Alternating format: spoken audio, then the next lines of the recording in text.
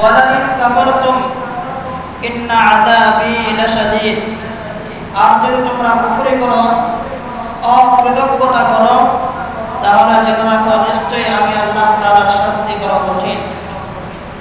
এই যে আয়াতে কারিমা আল্লাহ বলেছেন যদি তোমরা শুকরিয়া জ্ঞাপন করো। এখন বান্দা কিভাবে শুকরিয়া জ্ঞাপন করবে? শুকরিয়া জ্ঞাপনের মাধ্যম কি? অনেক মাধ্যম হইতে পারে। সেই মাধ্যমগুলোর মধ্য থেকে শ্রেষ্ঠ মাধ্যম হলো আলহামদুলিল্লাহ বলা। কি বলা? আলহামদুলিল্লাহ। আল্লাহ পাক রব্বুল আলামিনের পক্ষ থেকে বান্দা হাজারো নিয়ামতের মধ্যে ডুবে আছে। আপনার আমার জীবনের শুরু থেকে নিয়ে শেষ পর্যন্ত এমন কোনো মুহূর্ত নাই যেই মুহূর্তে আমরা আল্লাহ তাআলার নিয়ামত ভোগ করতেছি না। আছে এরকম মুহূর্ত? বলেন। আমার মাথা থেকে নিয়ে পা পর্যন্ত আমার জীবনের শুরু শেষ আয় ব্যয় যা কিছু আছে সব কিছু কার নিয়ামত? ওয়া ইন তাউদ্দু নি'মাতাল্লাহি লা তুহসুহা। যদি তোমরা আল্লাহর নিয়ামত গণনা করে কি করতে পারবে না?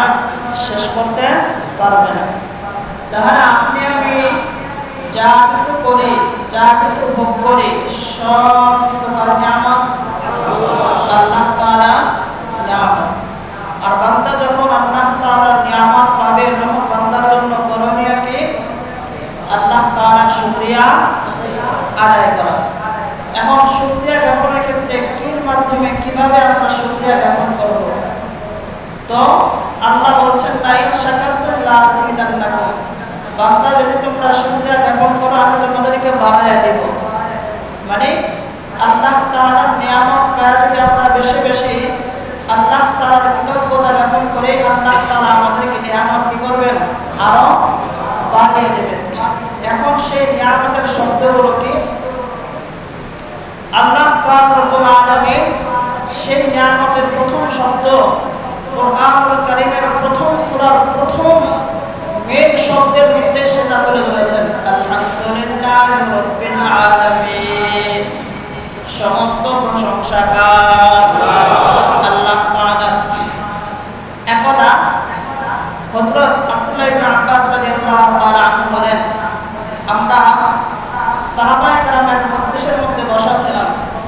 এমত অবস্থায় হযরত ওমর রাদিয়াল্লাহু তাআলা আনহু মজলিসের মধ্যে উপস্থিত হযরত আলী রাদিয়াল্লাহু তাআলা আনহুকে জিজ্ঞাসা করলেন, ইয়া আলী, সুবহানাল্লাহ, আল্লাহু আকবার, লা ইলাহা ইল্লাল্লাহ আলিমনা এর ফজিলত সম্পর্কে আমরা জেনেছি, কিন্তু আলহামদুলিল্লাহ আলহামদুলিল্লাহ আলহামদুলিল্লাহ কি জিনিস? আলহামদুলিল্লাহ এর ফজিলত কি? তখন হযরত আলী রাদিয়াল্লাহু তাআলা আনহু বললেন, আহাব্বাহুল্লাহু লিনাফসিহি রাদিয়াহুল্লাহু লিনাফসিহি ওয়া আহাব্বা আন তুকালা।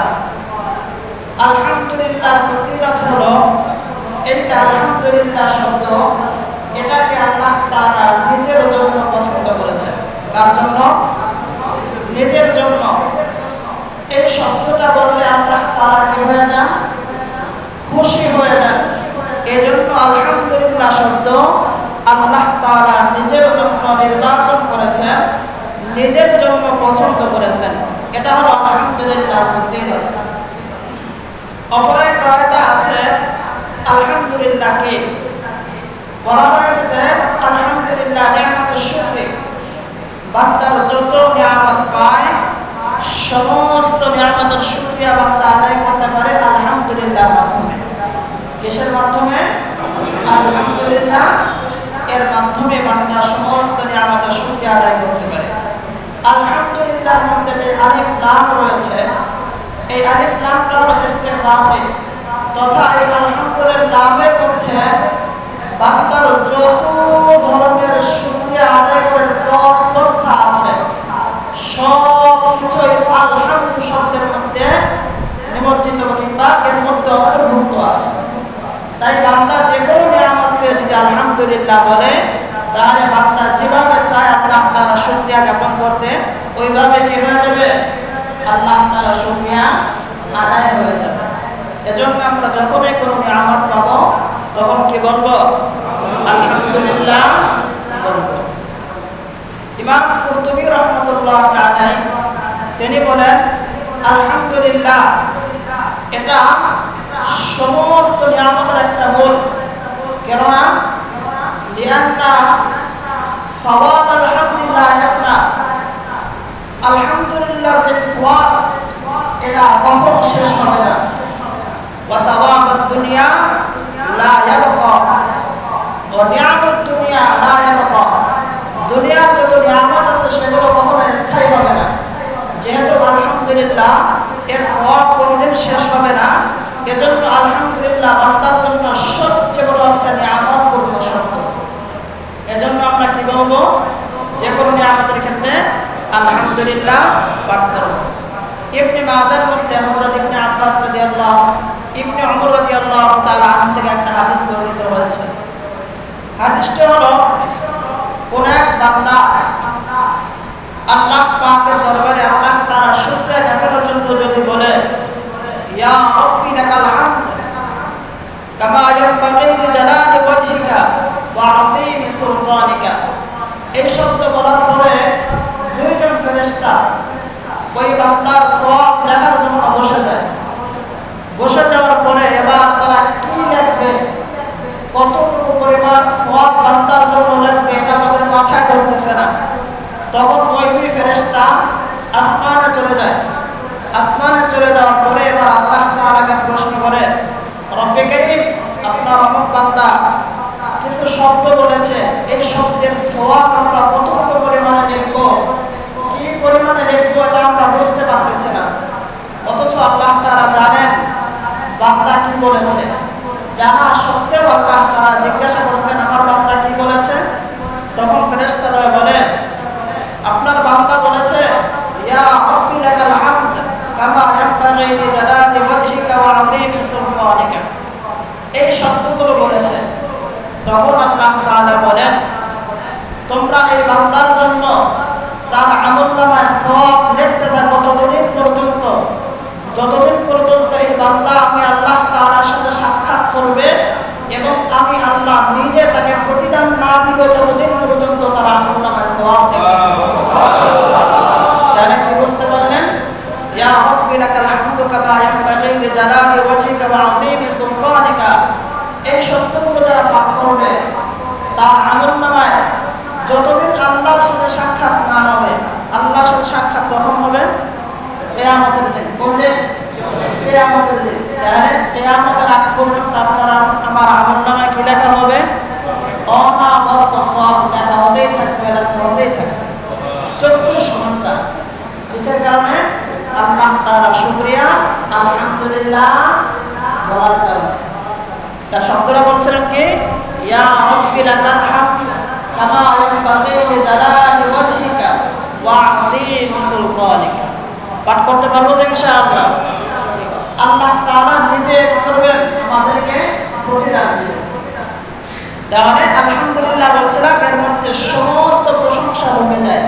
এজন্য বান্দা বেশি বেশি পাঠ করা আল্লাহুম্মা লাকাল হামদ ওয়া লাকাশ শুকরু কুল্লু ওয়া ইলাইকা ইরজাউল আমরু কুল্লু ওয়া ইলাইকা বিয়াদিকাল খায়রু কুল্লু, এই শব্দগুলো বেশি বেশি পাঠ করা। তাহলে আল্লাহ তাআলা প্রশংসা আদায় হবে।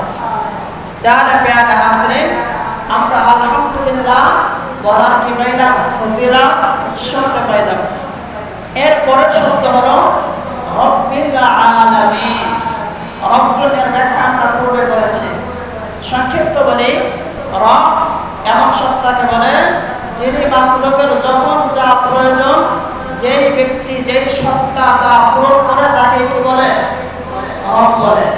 মাখলুকের যখন যা প্রয়োজন, যে সত্তা এই সব কিছুর ব্যবস্থাপনা করে তাকে কি বলে? রব কিংবা প্রতিপালক বলে।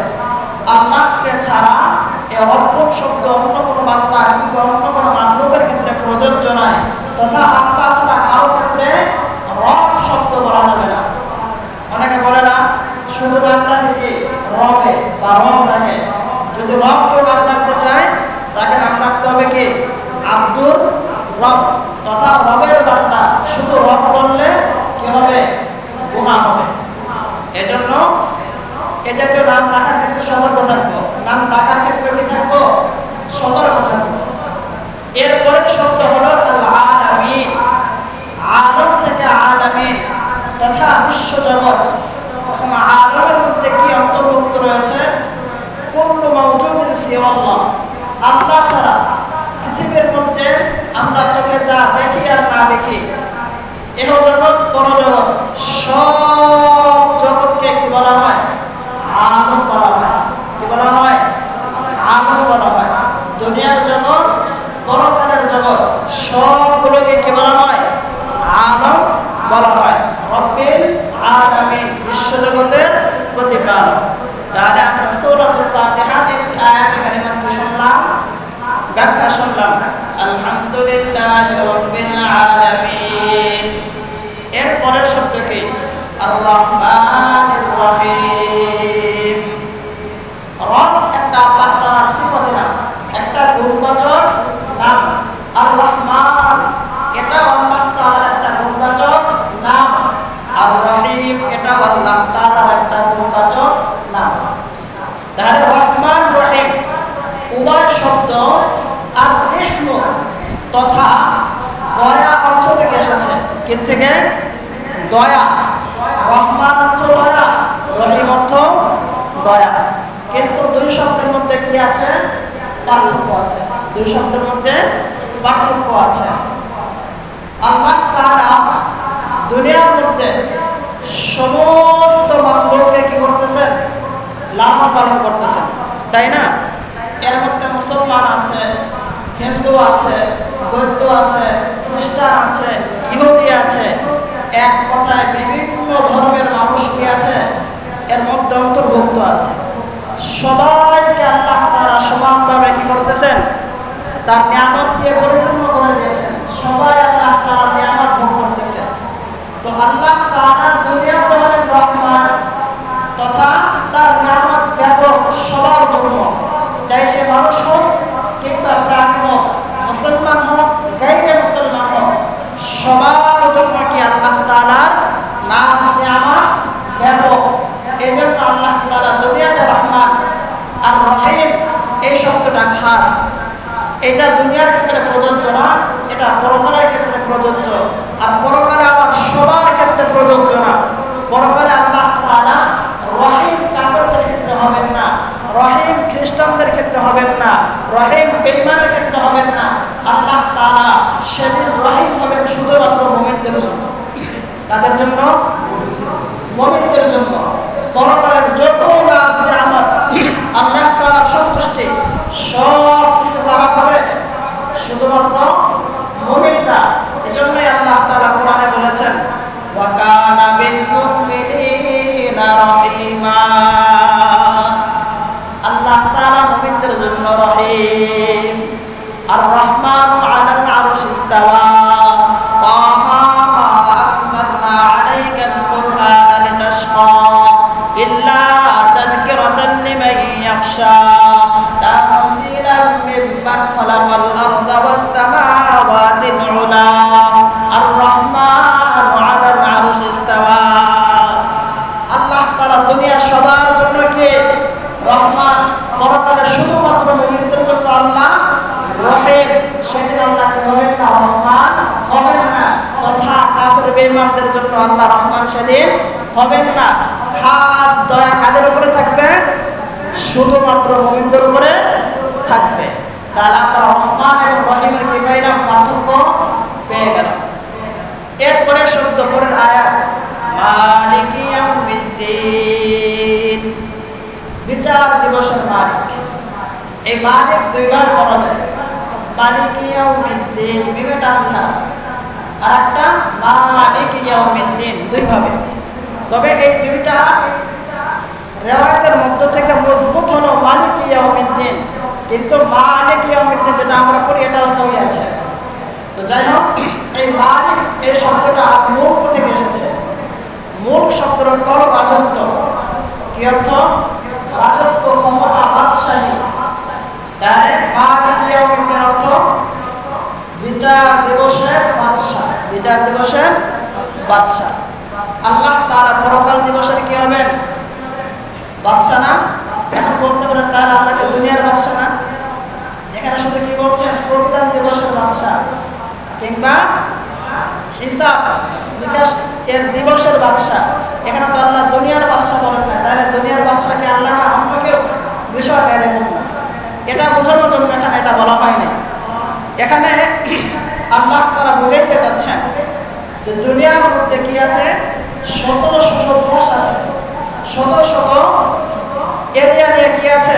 এই একটা দেশ, ওই একটা দেশ, বিভিন্ন দেশ আছে না, ভারত, ইন্ডিয়া, পাকিস্তান। এক এক দেশের এক একজন কি হয়? বাদশাহ হয়, রাজা হয়, ক্ষমতাধর হয়।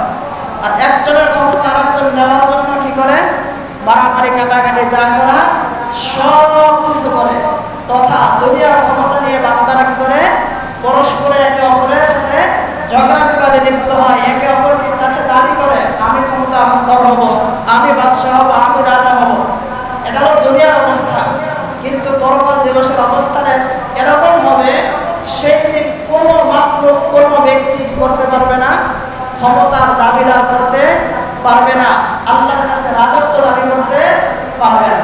এজন্য নবী আলাইহিস সালাতু ওয়াস সালাম হাদিসে বলেছেন, আল্লাহ পাক রব্বুল আলামিন ইয়াকবিদুল্লাহু আল-আরদা, কিয়ামতের দিন জমিনকে সংকুচিত করে ফেলবেন। ওয়া ইয়াতবিস সামাআ বিয়ামিনিহি, আল্লাহ তাআলা নিজ হাতে আসমানকে গুটিয়ে নেবেন। এরপর সুম্মা ইয়াকুল আনাল মালিক, আমি হলাম বাদশা, আইনা মুলুকুল আরদ, হে দুনিয়ার বাদশারা কোথায়? আইনাল জাব্বারুন আইনাল মুতাকাব্বিরুন, হে দুনিয়ার অহংকারী রাজা বাদশারা কোথায়? তাহলে পরকাল দিবসে আল্লাহ তাআলা এককভাবে তিনি বাদশা। দুনিয়ার কোনো মাখলুক সেদিন কি করতে পারবে না? বাদশাহী করার সুযোগ পাবে না, এমনকি কথা বলার কোনো সুযোগ পাবে না। আল্লাহ পাক রব্বুল আলামিন বলেন, ইয়াউমা ইয়াকুমুর রূহু ওয়াল মালাইকাতু সাফফা লা ইয়াতাকাল্লামুনা ইল্লা মান আযিনা লাহুর রাহমানু ওয়া ক্বালা সাওয়াবা। কিয়ামতের দিন এমন একটা দিন যেদিন ফেরেশতা হযরত জিবরাইল আলাইহিস সালাতু ওয়াস সালাম আল্লাহর সামনে দাঁড়াইবেন, ওয়াল মালাইকাতু সাফফা, সমস্ত ফেরেশতারা আল্লাহর সামনে কাতারবদ্ধ হয়ে দাঁড়িয়ে থাকবেন।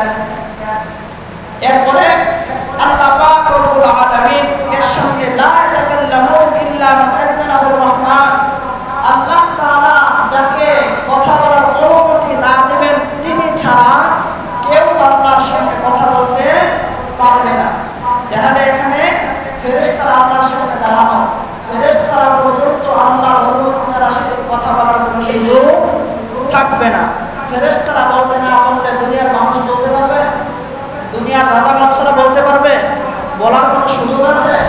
এজন্যই আল্লাহ তাআলা বলছেন মালিকি ইয়াউমিদ্দিন, তিনি বিচার দিবসের বাদশা, যেই দিনের বাদশাহীতে কেউ কোনো দাবি করতে পারবে না, যেদিন কেউ কোনো কথা বলতে পারবে না। ইয়াউমা ইয়াতি লা তাকাল্লামু নাফসুন ইল্লা বিইذনি ফামিনহুম শাকিয়্যুন ওয়া সাঈদ, সেদিন কোনো ব্যক্তি কোনো কথা বলতে পারবে না, কেননা আল্লাহ তাআলার অনুমতি ছাড়া। তখন তাদের মধ্য থেকে কেউ সৌভাগ্যবান হবে, আবার কেউ দুর্ভাগা হবে। তাহলে যেহেতু এককভাবে আল্লাহ তাআলা পরকালের বাদশা, এজন্যই আল্লাহ তাআলা মালিক ইয়াউমিদ্দিন বলেছেন, তথা বিচার দিবসের মালিক আল্লাহ তাআলা। এরপর বলেছেন ইয়াউমিদ্দিন, দিন শব্দ। এই দিন শব্দের অর্থ দুইটা। কয়টা? দুইটা। কয়টা? একটা হলো প্রতিদান, একটা হলো প্রতিদান। দুই নম্বর হলো হিসাব, হিসাব নিকাশ। দুই নম্বর হলো কি? হিসাব নিকাশ। তাহলে অর্থ কি হবে? হিসাব দিবসের মালিক। আর একটা অর্থ হলো প্রতিদান দিবসের মালিক। যেমন প্রতিদানের ক্ষেত্রে আল্লাহ তাআলা বলেছেন ইয়াউমা ইযি ইউফিহুল্লাহু দীনাহুল হক, সেদিনকে আল্লাহ তাআলা তাদের প্রতিদান যথাযথভাবে পরিপূর্ণভাবে দিয়ে দিবেন। এই আয়াত থেকে প্রমাণ হয় ইয়াউমিদ্দিনের মধ্যে দিন শব্দের একটা অর্থ হলো প্রতিদান দিবসের মালিক। দুই নম্বর অর্থ করেছিলাম দিন শব্দের আর একটা অর্থ হলো হিসাব নিকাশ। যেমন হযরত রাসূল কারীম সাল্লাল্লাহু আলাইহি ওয়াসাল্লাম হাদিসে বলেছেন, আল কাইয়িসু মান দানা নাফসাহু ওয়া আমিলা লিমা বা'দাল মাউত, মধ্যে সবচেয়ে বুদ্ধিমান ওই ব্যক্তি মান দাল্লানা নাফসাহু, যে নিজের ব্যাপারে হিসাব নিকাশ করে। নিজের ব্যাপারে কি করে? হিসাব নিকাশ করে। ওই ব্যক্তিটা হলো সবচেয়ে বড় বুদ্ধিমান। ওয়া আমিলা লিমা বা'দাল মাউত, এবং মৃত্যুর পরবর্তী জীবনের জন্য আমল করে, ইবাদত করে, ওই ব্যক্তিটা হলো সবচেয়ে বড় বুদ্ধিমান। এজন্যই হযরত ওমর রাদিয়াল্লাহু তাআলা আনহু বলেছিলেন, হাসিবু আনফুসাকুম ক্বাবলা আন তুহাসাবু, তোমরা নিজেরা নিজেদের হিসাব নাও তোমাদের কাছে হিসাব গ্রহণ করার আগে, তথা তোমাদের কাছে আল্লাহ তাআলা হিসাব চাওয়ার আগে নিজেরা নিজেদের হিসাব নাও, কতটুকু আল্লাহ তাআলার হুকুম পালন করেছো আর কতটুকু আল্লাহ তাআলার হুকুম পালন করো নাই। ওয়াজিনু আনফুসাকুম ক্বাবলা আন তুযানু, তোমরা নিজেরা নিজেদেরকে ওজন করো তোমাদেরকে ওজন করার আগে, তথা তোমাদের আমলের ওজনের আগে নিজেরা নিজেদের আমলের ওজন করো, কতটুকু তোমরা আমল আল্লাহর জন্য করেছো, কতটুকু দুনিয়ার মানুষের জন্য করেছো। এজন্য আমরা যা কিছু করবো কার জন্য করবো? আল্লাহ তাআলার জন্য করবো। এমনকি আমরা কি করতেছে না করতেছে এর একটা হিসাব নিকাশ করব। যদি হিসাব নিকাশ না থাকে পরকালে আমরা আল্লাহর কাছে আটকে পড়ব। এজন্য প্রিয় হাজিরিন, আমরা আজকে যতটুকু আলোচনা শুনেছি আল্লাহ তাআলা আমাদেরকে উপর আমল করবার তৌফিক দান করেন। আমিন। দুরূদ শরীফ পড়ি। اللهم صل على محمد وعلى ال محمد كما صليت على ابراهيم وعلى ال ابراهيم انك حميد مجيد. اللهم بارك على محمد وعلى ال محمد كما باركت على ابراهيم وعلى ال ابراهيم انك حميد مجيد. الحمد لله رب العالمين، والصلاة والسلام على سيد الأنبياء والمرسلين وعلى آله وأصحابه أجمعين. ربنا ظلمنا أنفسنا وإن لم تغفر لنا وترحمنا لنكونن من الخاسرين. رب ارحمهما كما ربياني صغيرا. يا رب العالمين, আমরা প্রতিটা গুনাহগার বান্দা, আয় আল্লাহ কোরআনুল কারীম থেকে কিছু আলোচনা করেছি, আয় আল্লাহ ভুল ভ্রান্ত ক্ষমা করে কবুল করে নেন। সব গতি বাড়ায়া বিশ্বনবী মুহাম্মদুর রাসূলুল্লাহ সাল্লাল্লাহু আলাইহি ওয়াসাল্লামের রওজা মুবারকে পৌঁছাইয়া দেন। আয় আল্লাহ খাস করে আমরা যারা খাতুনি আছি, আমাদের বাবা মা, দাদা দাদি, নানা নানি, শ্বশুর শাশুড়ি, ভাই বোন, আত্মীয় স্বজন, পাড়া প্রতিবেশী যারা অন্ধকার কবরে ঘুমিয়ে আছেন তাদের রূহের মধ্যে হাদিয়া পৌঁছাইয়া দেন। আয় আল্লাহ যারা আজকে মেহমানদারির ব্যবস্থা করেছেন, আপনি তাদের পিতা মাতা দাদা দাদি যারা অন্ধকার কবরের শায়িত, আয় আল্লাহ আপনি তাদের রূহের মধ্যে হাদিয়া পৌঁছাইয়া দেন। এর ওসিলা করে তাদের কবরগুলোকে জান্নাতের বাগান বানায়া দেন। আয় আল্লাহ তাদের রিজিকের মধ্যে বরকত দেন, ব্যবসা বাণিজ্যের মধ্যে বরকত দেন, স্ত্রী সন্তানকে দিনদার বানায়া দেন, পরহেজগার বানায়া দেন। আয় আল্লাহ আপনি আমাদের প্রত্যেকের পরিবারের উপর খাস রহমত নাযিল করেন। আয় আল্লাহ পরিবারের প্রত্যেকটা সদস্যকে দিনদার হিসেবে কবুল করে নেন। আয় আল্লাহ সবাইকে সুস্থতার জিন্দেগি দান করেন। আয় আল্লাহ মসজিদ মাদ্রাসাকে কবুল করে নেন। মসজিদ মাদ্রাসার যত প্রয়োজন আছে আপনি গায়বী খাজানা থেকে পূরণ করে দেন। আয় আল্লাহ যারা খিদমত করে অন্ধকার কবরে ঘুমিয়ে আছেন তাদের খিদমতগুলো কবুল করে তাদের জন্য জান্নাতের ফয়সালা করে দেন। আয় আল্লাহ যারা খিদমত করতেছেন সবার খিদমতকে কবুল করে নেন। এর ওসিলা করে তাদের দিলের নেক আশাগুলো কবুল করে নেন। আয় আল্লাহ যারা দোয়া চেয়েছেন সবার দিলের নেক তামান্নাগুলো কবুল করে নেন। আয় আল্লাহ পূরণ করবার সহজ শব্দ ব্যবস্থা করে দেন। বেকারী আমাদের যাবতীয় প্রয়োজন আপনি গায়বী খাজানা থেকে পূরণ করে দেন। আমাদের শরীর স্বাস্থ্য কণ্ঠকে সুস্থ রাখেন। আপনার মর্জি মুআফিক রাসূলের সুন্নাত তরিকায় চলবার তৌফিক দান করেন। পরস্পর মিলেমিশে মহব্বতে থাকবার তৌফিক দান করেন। হিংসা বিদ্বেষ বিবাদ শিকায়ত পরনিন্দা পরশ্রীকাতর দায়জাতীয় কুচরিত্র থেকে আমাদের চরিত্রকে হেফাজত করেন। আমাদেরকে দিনদার হিসেবে কবুল করে নেন। আমাদের জান মাল ঈমান আমল ইজ্জত ও স্ত্রী সন্তান চাকরি বাকরি ব্যবসা বাণিজ্য যা কিছু আছে সব কিছুর জিম্মাদার হয়ে যান। আয় আল্লাহ আপনি আমাদের হয়ে যান, আমাদেরকে আপনার বানায়া দেন। সুবহান রাব্বিকা রাব্বিল ইজ্জাতি আম্মা ইয়াসিফুন ওয়া সালামুন আলাল মুরসালিন ওয়ালহামদুলিল্লাহ।